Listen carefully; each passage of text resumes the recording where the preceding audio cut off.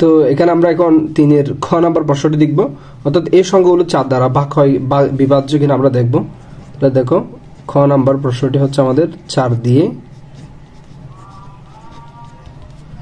8542, 2184, 5274। তো এটা 4 দিয়ে বিভাজ্য কিনা আমাদের দেখতে হবে। তো কোন একটি সংখ্যা 4 দিয়ে বিভাজ্য কিনা তার কিছু শর্ত আমাদের জানা দরকার। সে শর্ত হচ্ছে এরকম, আমরা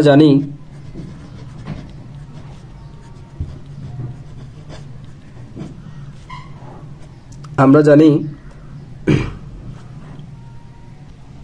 কোন সংখ্যার এই যে কোন একটা সংখ্যার এই যে একক এবং দশক স্থানীয় অঙ্ক আছে না, এই দুটি অঙ্ক দিয়ে যে সংখ্যাটা গঠিত হয় সেটা যদি 4 দ্বারা বিভাজ্য হয় তাহলে পুরো সংখ্যাটা 4 দ্বারা বিভাজ্য হয়। তাহলে আমরা লিখতে পারি কোন সংখ্যার একক ও দশক স্থানীয় অঙ্ক, একক ও দশক স্থানীয় অঙ্ক দ্বারা গঠিত সংখ্যা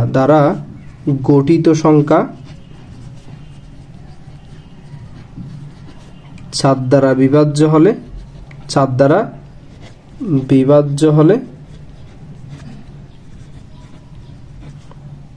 সংখ্যাটিও 4 দ্বারা বিভাজ্য হয়,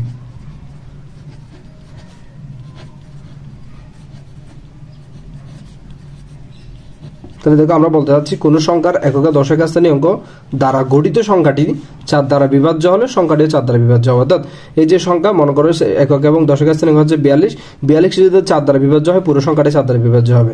এই যে একক এবং দশক স্থানীয় অঙ্ক হচ্ছে 84 যদি 4 দ্বারা বিভাজ্য হয় তাহলে পুরো সংখ্যাটাই 4 দ্বারা বিভাজ্য হবে। একক এবং দশক স্থানীয় অঙ্ক মানে 74 যদি 4 দ্বারা বিভাজ্য হয় তো পুরো সংখ্যাটি 4 দ্বারা বিভাজ্য হবে। এছাড়াও আমাদের আরেকটা শর্ত আছে, এবং একক ও দশক স্থানীয়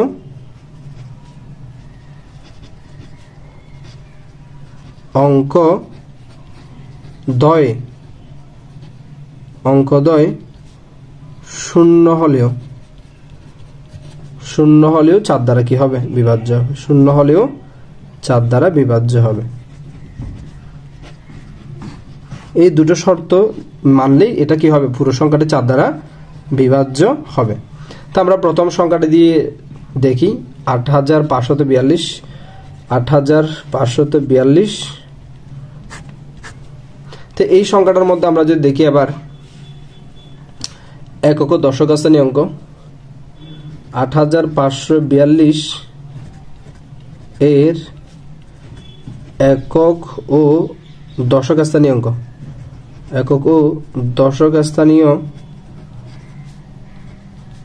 অঙ্ক দ্বারা গঠিত সংখ্যা হলো কত 42। তো 42 এই সংখ্যাটি হচ্ছে আমাদের একক এবং দশক স্থানীয় অঙ্ক। তো 42 সমান আমরা লিখতে পারি, দেখো 42 ইকুয়ালস টু আমরা লিখতে পারি 1 গুণন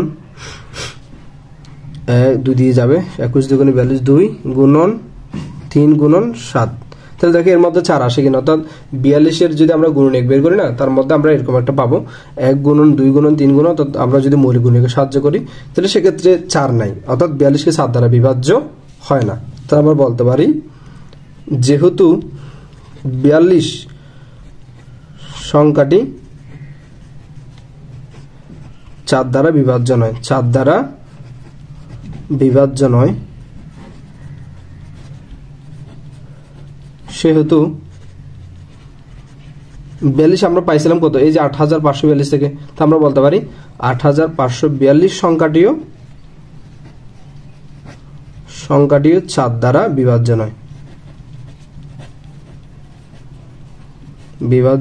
নয়।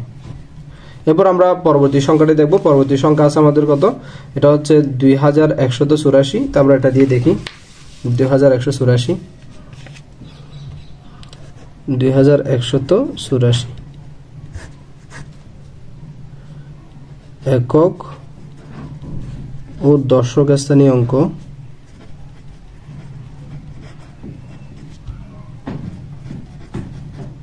অঙ্ক দ্বারা গঠিত সংখ্যা হচ্ছে 84। তো 84 সংখ্যাটির সমাধান যদি আমরা একটু খেয়াল করি, 84 কে আমরা লিখতে পারি এরকম 1 গুণন 2 গুণন 2, অর্থাৎ দুইটা গুণনীয়ক পাবো আমরা, একটা 3 পাবো আর একটা 7 পাবো। অর্থাৎ আমরা এরকম লিখতে পারি 1 গুণন 2 গুণ হচ্ছে তোমার কত 4 গুণন 3 গুণন 7, অর্থাৎ উৎপাদকের সাহায্যে লিখছি আর কি, আমি সংক্ষেপে লিখতেছি। তো এর মধ্যে কিন্তু 4 আছে, অর্থাৎ 84 সংখ্যাটাকে 4 দ্বারা বিভাজ্য। তো 84 সংখ্যাটা যদি 4 দ্বারা বিভাজ্য হয় তাহলে পুরো সংখ্যাটাও কি হবে 4 দ্বারা বিভাজ্য হবে। যেহেতু 84 4 দ্বারা বিভাজ্য, 84 সংখ্যাটি অর্থাৎ একক ও দশক স্থানীয় অঙ্ক আর কি, অঙ্ক দ্বারা গঠিত সংখ্যাটি আর কি, সংখ্যাটি 4 দ্বারা বিভাজ্য,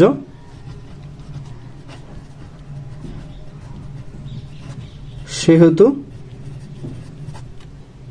2184 সংখ্যাটিও 4 দ্বারা বিভাজ্য, সংখ্যাটিও 4 দ্বারা কি হবে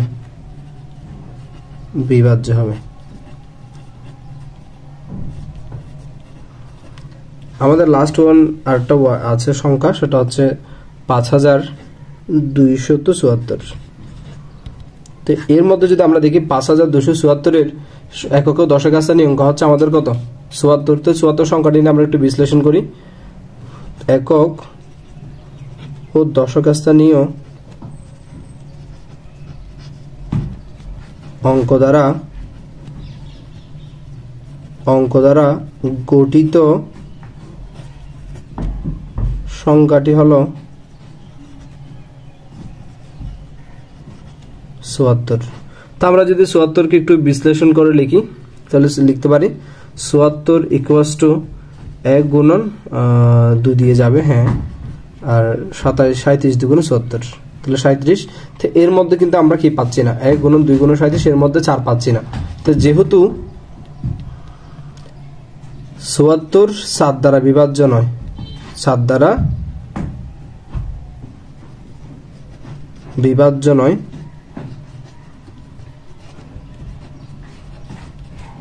সেহেতু 5274 সংখ্যাটিও 7 দ্বারা বিভাজ্য নয়, সংখ্যাটিও 4 দ্বারা বিভাজ্য নয়। এ হচ্ছে আমাদের আনসার।